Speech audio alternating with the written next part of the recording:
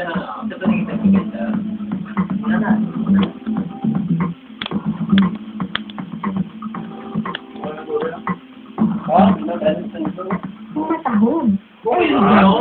Hindi tayo ng home sweet home perfect gift para sa family. Sa inyong pagtanaw, abiyuan ay mga foreigner ang nag-ubra ay. Kung inyo pa ng kutong, sino ang nag-design? Siguro imported din na. Mga kapuso, inyo na ang disenyo sa ating mga local architects sa Bacolod. Sila ang miyembro sa United Architects of the Philippines Bacolod Chapter. Atong ibaloon ang pinanila sa mga achievements nga nabaton sa diin naghatag sa bungog sa Negrosanon. So UAP is a group, is an organization, no? Its full name is United Architects of the Philippines, and that's the name of the national chapter.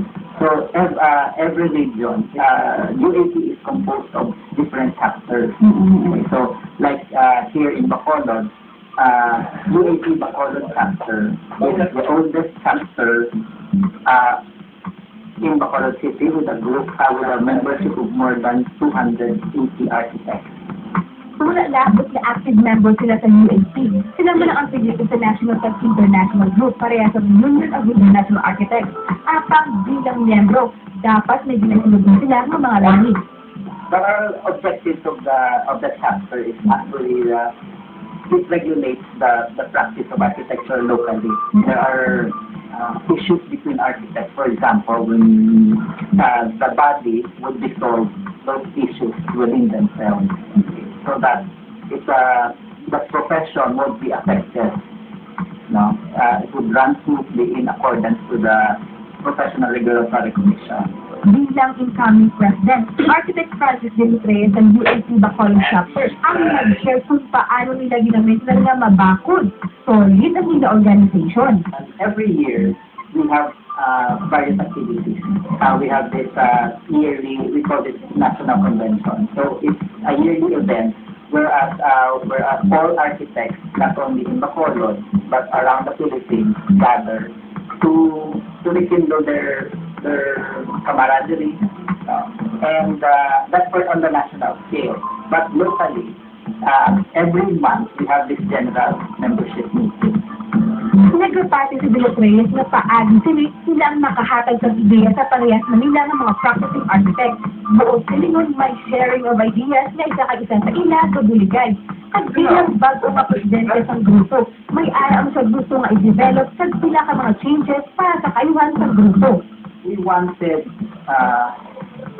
the profession to be more professionalized. When it comes to different architects getting the same project, for example, the same client, we wanted to have this relationship when ang isa ara na ang architect to respect the first one. Din klaro pa niya nga hindi lang pribado nga mga balay sa commercial buildings na hindi ginapatahog ka gina-develop. Kapag sa masuod gani, sila man sa public school dito sa probinsya, ila naman din disenyo. At bilang informing president sa grupo ng mga arkitekto, iyagig na ikaprelita yung breakthrough sa pagtulong sa ngayon at maging loyal sa ina profession.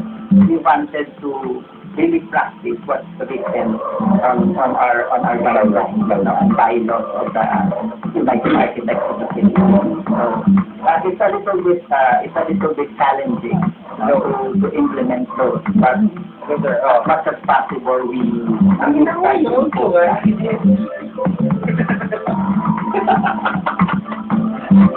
Ano? Bakit pa man nagpusuwag mga presidente? Ang pagkakamangkot ang ilang na outfit represent sa si Architect Youth Report.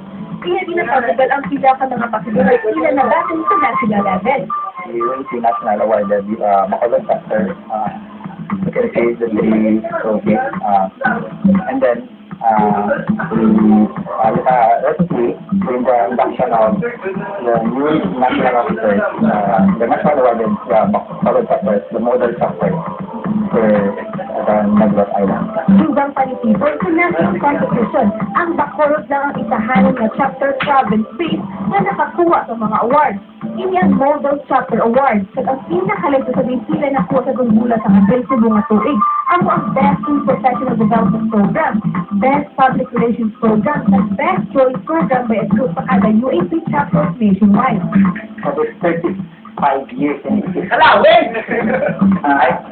Our members are composed of architects who are the pioneers of architecture in Bacolod.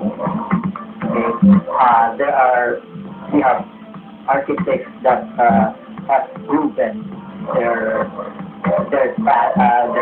talent here in Bacolod. You see those big doctors here are those architects from Bacolod. It's a teamwork naman for us to really be like we have to be open with each other.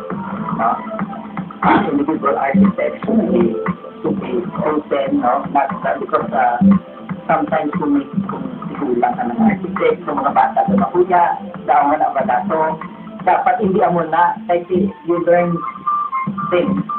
Yeah, you cannot just get from your age group. So dapat hindi ka makuya, dapat ang balong mo si older architect para to guide you also. Ang ugali yan itinatag ang kanan para may epektibo sa manager sa grupo. We are on our new set of officers right now. Rest assured that we are always there to be of service to the architect and also to whatever issues that we encounter in the future. We are there to guide everyone. Silang pinalaman ng mga architect, hindi lang tagapatahog sa suluyan at iban sa dito ng institusyon, kundi naghahatag man dugang ang kompetisyon sa turismo sa Bacolod. Pero Lucia Gonzalez para sa Isis